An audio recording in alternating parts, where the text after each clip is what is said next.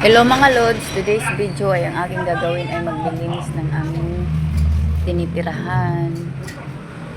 Ayan na nga, mag-uumpisa na ako magligpid dyan mga lods. Walisan ko yung speaker sa taas kasi hindi siya pwede punasan ng basa ng damit mga idol. Kaya ginagawa ko, winawalis ko lang siya para matanggal yung mga alikabok dyan na mga nakadikit. At yung mga tibidor na rin mga idol, pinagpag ko na rin yan. Dahil meron ding mga alikabok yan pag nai-stack. Yan na mga lods, magwawalis na ako ng sahig. Walisin ko sa mga gilid.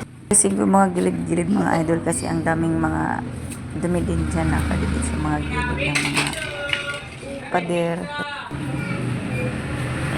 Ayan, sa gilid ng sopa, winawalis ko yan dyan palagi mga rods kasi yung mga dumi dyan nakasiksik sa mga ilalim ng tsaka sa ilalim ng lamisa mga rods. Palagi ko winawalis yan kasi minsan pag kumakain kami may naiiwang mga kanin at imposibleng hindi lang gamin. At dito na nga, papagpag yung mga unan dyan mga lods at yung sopa ay aking pupunasan kasi meron din mga alikabok dyan na nakadikit mga idol. Ganyan talagang mga nanay, mga lods, gusto nila yung malinis yung kanilang mga gamit, yung mga tinitirahan palagi para iwas dengue. Kailangan araw-araw maglinis mga lods.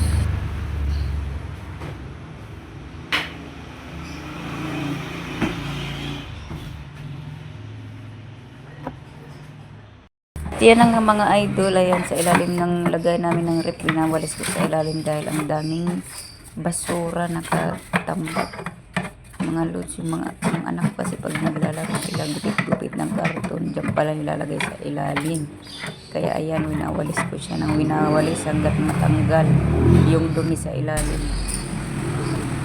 At yun na nga mga idol, nawalis ko na sa ilalim ng lagayan ng rep.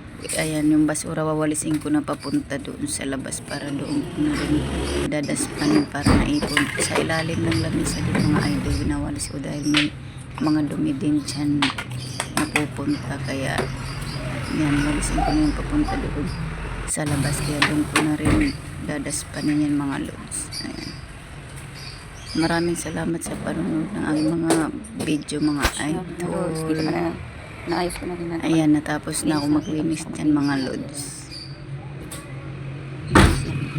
Malinis na ulit yan ngayong araw at bukas ulit. Thanks for watching. Thanks for watching mga idol.